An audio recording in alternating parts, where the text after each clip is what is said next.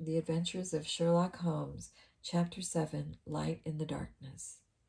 The intelligence with which Lestrade greeted us was so momentous and so unexpected that we were all three fairly dumbfounded. Gregson sprang out of his chair and upset the remainder of his whiskey and water. I stared in silence at Sherlock Holmes, whose lips were compressed and his brows drawn down over his eyes. Strangerson, too? He muttered. The plot thickens. It was quite thick enough before, grumbled Lestrade, taking a chair. I seemed to have dropped into a sort of council of war.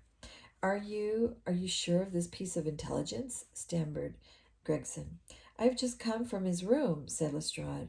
I was the first to discover what had occurred. We've been hearing Gregson's view of the matter, Holmes observed. Would you mind letting us know what you have seen and done? I have no objection, Lestrade answered, seating himself.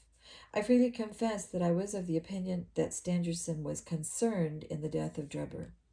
This fresh development has shown me that I was completely mistaken. Full of the one idea, I set myself to find out what had become of the secretary. They had been seen together at Euston Station about 8:30 on the evening of the 3rd. At 2 in the morning, Drebber had been found in the Brixton Road. The question which confronted me was to find out how Stangerson had been employed between 8:30 and the time of the event, and what had become of him afterwards. I telegraphed to Liverpool, giving a description of the man and warning them to keep a watch upon the American boats. I then set to work calling on the hotels and lodging houses in the vicinity of Euston. You see, I argued that if Drebber and his companion had become separated, the natural course for the latter would be to put up somewhere in the vicinity for the night, and then to hang out about the station again till next morning. They would be likely to agree on some meeting place beforehand, remarked Holmes. So it proved. I spent the whole of yesterday evening in making inquiries entirely without avail. This morning I began very early, and at 8 o'clock I reached Halliday's private hotel in Little George Street. On my inquiry as to whether a Mr. Stangerson was living there, they at once answered me in the affirmative. No doubt you are the gentleman whom he was expecting, they said. He has been waiting for a gentleman for 2 days. Where is he now? I asked. He is upstairs in bed. He wished to be called at 9. I will go up and see him at once, I said. It seemed to me that my sudden appearance might shake his nerves and lead him to say something unguarded. The Boots volunteered to show me the room.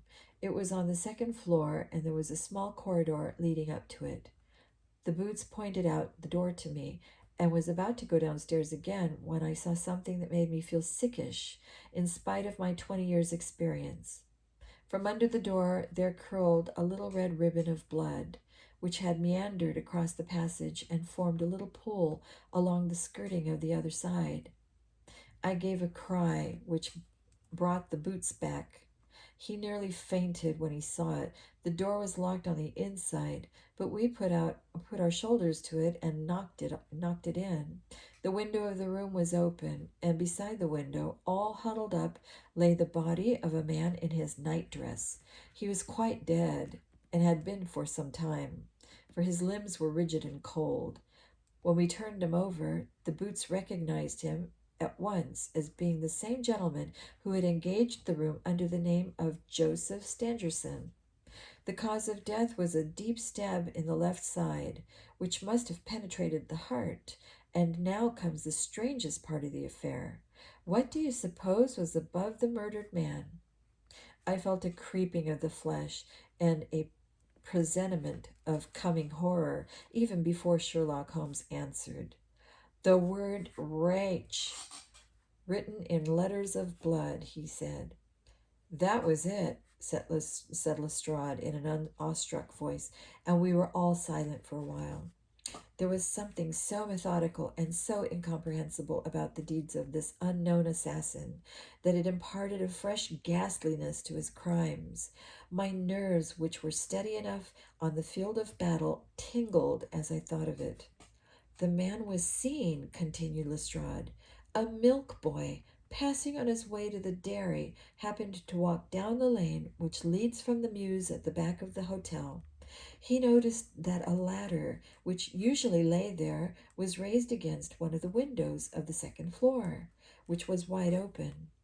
After passing, he looked back and saw a man descend the ladder.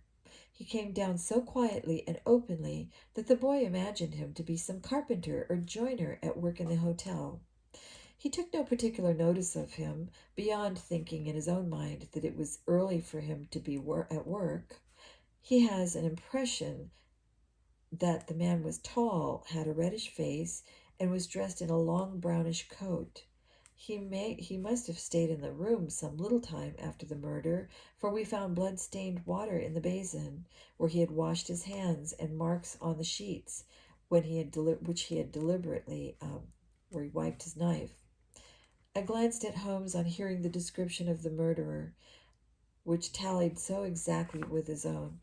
There was, however, no trace of exultation or satisfaction upon his face. "Did you find nothing in the room which could furnish a clue to the murder?" he asked. "Nothing. Stangerson had Drebber's purse in his pocket, but it seems that this was usual, as he did all the paying. There was 80 odd pounds in it, but nothing had been taken. Whatever the motives of these extraordinary crimes, robbery is certainly not one of them. There were no papers or memoranda in the murdered man's pockets except a single telegram dated from Cleveland about a month ago and containing the words, 'J.H. is in Europe.' There was no name appended to this message." "And there was nothing else?" Holmes asked. "Nothing of any importance. The man's novel, with which he had read himself to sleep, was lying upon the bed, and his pipe was on the chair beside him. There was a glass of water on the table, and on the window sill a small chip ointment box containing a couple of pills." Sherlock Holmes sprang from his chair with an exclamation of delight. "The last link!" he cried exultantly. "My case is complete." The two detectives stared at him in amazement. "I have now in my hands," my companion said confidently, "all the threads which had formed such a tangle. There are, of course, details to be filled in, but I am certain of all the main facts, from the time that Drebber parted from Stangerson at the station up to the discovery of the body of the latter. As if I had seen them with my own eyes, I will give you proof of my knowledge. Could you lay your hand upon those pills?" "I have them," said Lestrade, producing a small white box. "I took them and the purse and the telegram, intending to have them put in a place of safety at the police station. It was the merest chance my taking those pills, for I am bound to say that I do not attach any importance to them." "Give them here," said Holmes. "Now, doctor," turning to me, "are those ordinary pills?" They certainly were not. They were of a pearly gray color, small, round, and almost transparent against the light. From their lightness and transparency, I should imagine that they are soluble in water, I remarked. "Precisely so," answered Holmes. "Now, would you mind going down and fetching that poor little devil of a terrier, which had been bad so long, and which the landlady wanted you to put out of his pain yesterday?" I went downstairs and carried the dog upstairs in my arms. Its labored breathing and glazed eye showed that it was not far from its end. Indeed, its snow-white muzzle proclaimed that it had already exceeded the usual term of canine existence. I placed it upon the cushion on the rug. "I will now cut one of these pills in two," said Holmes, and drawing his penknife, he suited the action to the word. "One half we return into the box for future purposes. The other half I will place in this wine glass, in which is a teaspoon of water. You perceive that our friend, the doctor, is right, and that it readily dissolves." "This may be very interesting," said Lestrade, in the injured tone of one who suspects that he is being laughed at. "I cannot see, however, what it has to do with the death of Mr. Joseph Stangerson." "Patience, my friend, patience. You will find in time that it has everything to do with it. I shall now add a little milk to make the mixture palatable, and on presenting it to the dog, we find that he laps it up readily enough. As he spoke, he turned the contents of the wineglass into a saucer and placed it in front of the terrier, who speedily licked it dry. Sherlock Holmes' earnest demeanor had so far convinced us that we all sat in silence, watching the animal intently and expecting some startling effect. None such appeared, however. The dog continued to lie stretched upon the cushion, breathing in a labored way, but apparently neither the better nor the worse for its drought. Holmes had taken out his watch, and as minute followed minute, without result, an expression of the utmost chagrin and disappointment appeared upon his features. He gnawed his lips, drummed his fingers upon the table, and showed every other symptom of acute impatience. So great was his emotion that I felt sincerely sorry for him, while the two detectives smiled derisively, by no means displeased at this check which he had met. "It can't be a coincidence," he cried, at last springing from his chair and pacing wildly up and down the room. "It is impossible that it should be a mere coincidence. The very pills which I suspected in the case of Drebber are actually found after the death of Stangerson, and yet they are inert. What can it mean? Surely my whole chain of reasoning cannot have been false. It is impossible, and yet this wretched dog is none the worse. Oh, I have it, I have it." With a perfect shriek of delight, he rushed to the box, cut the other pill in two, dissolved it, added milk, and presented it to the terrier. Poor dog. The unfortunate creature's tongue seemed hardly to have been moistened in it before it gave a convulsive shiver in every limb, and lay as rigid and lifeless as if it had been struck by lightning. Sherlock Holmes drew a long breath and wiped the perspiration from his forehead. "I should have more faith," he said. "I ought to know by this time that when a fact appears to be opposed to a long train of deductions, it invariably proves to be capable of bearing some other interpretation. Of the two pills in that box, one was of the most deadly poison, and the other was entirely harmless. I ought to have known that before I saw the box at all." This last statement appeared to me to be so startling that I could hardly believe that he was in his sober senses. There was the dead dog, however, to prove that his conjecture had been correct. Poor dog. It seemed to me that the mists in my own mind were gradually clearing away, and I began to have a dim, vague perception of the truth. "All this seems strange to you," continued Holmes, "because you failed at the beginning of the inquiry to grasp the importance of the single real clue which was presented to you. I had the good fortune to seize upon that, and everything else which had occurred since then has served to confirm my original supposition, and indeed was the logical sequence of it. Hence, things which have perplexed you and made the case more obscure have served to enlighten me and to strengthen my conclusions. It is a mistake to confound strangeness with mystery. The most commonplace crime is often the most mysterious, because it presents no new or special features from which deductions may be drawn. This murder would have been infinitely more difficult to unravel had the body of the victim been simply found laying in the roadway without any of those outer and sensational accompaniments which have rendered it remarkable. These strange details, far from making the case more difficult, have really had the effect of making it less so." Mr. Gregson, who had listened to this address with considerable impatience, could contain himself no longer. "Look here, Mr. Holmes," he said, "we are all ready to acknowledge that you are a smart man and that you have your own methods of working. We want something more than mere theory and preaching now. It is a case of taking the man. I have made my case out, and it seems I was wrong. Young Charpentier could not have been engaged in this second affair. Lestrade went after his man Stangerson, and it appears that he was wrong too.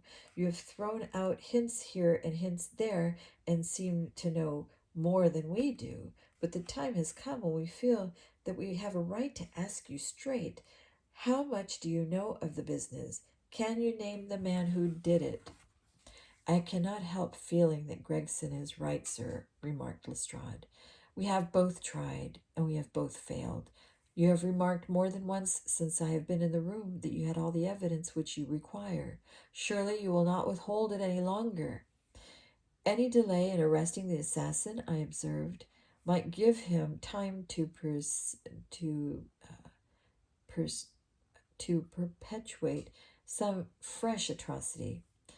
Thus, pressed by us all, Holmes showed signs of irresolution. He continued to walk up and down the room with his head sunk on his chest and his brows drawn down as was his habit when lost in thought.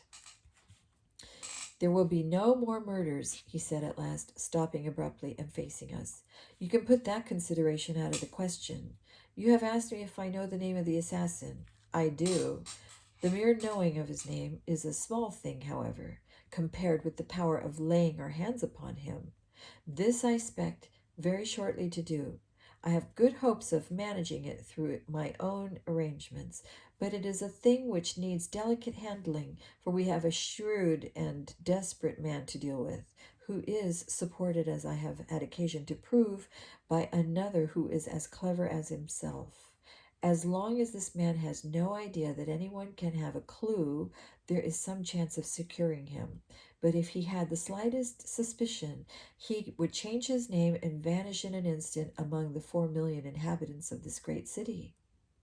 Without meaning to hurt either of your feelings, I am bound to say that I consider these men to be more than a match for the official's force, and that is why I have not asked your assistance. If I fail, I shall, of course, incur all the blame due to this omission, but that I am prepared for. At present, I am ready to promise that the instant that I can communicate with you without endangering my own combinations, I shall do so. Gregson and Lestrade seemed to be far from satisfied by this assurance, or by the depreciating allusion to the detective police. The former had flushed up to the resentment. Neither of them had time to speak, however, before there was a tap at the door, and the spokesman of the street Arabs, young Wiggins, introduced his insignificant and unsavory person. Please, sir, he said, touching his forelock, I have the cab downstairs. Good boy, said Holmes blandly. Why don't you introduce this pattern at Scotland Yard? He continued, taking a pair of steel handcuffs from a drawer. See how beautifully the spring works. They fasten in an instant. The old pattern is good enough, remarked Lestrade. If we can only find the man to put them on. Very good, said Holmes, smiling. The cabsman may as well help me with my boxes. Just ask him to step up, Wiggins. I was surprised to find my companion speaking as though he was about to set out on a journey, since he had not said anything to me about it. There was a small portmanteau in the room, and this he pulled out and began to strap. He was busily engaged at it when the driver entered the room. Just give me help with this buckle, cabman, he said, kneeling over his task and never turning his head. The fellow came forward with a somewhat sullen, defiant air and put down his hands to assist. At that instant there was a sharp click, the jangling of metal, and Sherlock Holmes sprang to his feet again. Gentlemen, he cried with flashing eyes, let me introduce you to Mr. Jefferson Hope, the murderer of Enoch Drebber and of Joseph Stangerson. The whole thing occurred in a moment, so quickly that I had no time to realize it. I have a vivid recollection of that instant, of Holmes' triumphant expression and the ring of his voice, of the cabman's dazed, savage face as he glared at the glittering handcuffs, which had appeared as if by magic upon his wrists. For a second or two he might have been a group of statues. Then, with an inarticulate roar of fury, the prisoner wrenched himself free from Holmes' grasp and hurled himself through the window. Woodwork and glass gave way before him, and before he got quite through, Gregson, Lestrade, and Holmes sprang upon him like so many stagehounds. He was dragged back into the room, and then commenced a terrific conflict, so powerful and so fierce that he was the four that was he that the four of us were shaken off again and again. He appeared to have the convulsive strength of a man in an epileptic fit. His face and hands were terribly mangled by his passage through the glass, but loss of blood had no effect in diminishing his resistance. It was not until Lestrade succeeded in getting his hand inside his neckcloth and half strangling him that we made him realize that his struggles were of no avail. And even then, we felt no security until we had pinioned his feet as well as his hands. That done, we rose to our feet, breathless and panting. "We have his cab," said Sherlock Holmes. "It will serve to take him to Scotland Yard. And now, gentlemen," he continued with a pleasant smile, "we have reached the end of our little mystery. You are very welcome to put any questions that you like to me now, and there is no danger that I will refuse to answer them." I will continue with part two, the country of the saints, in the next clip.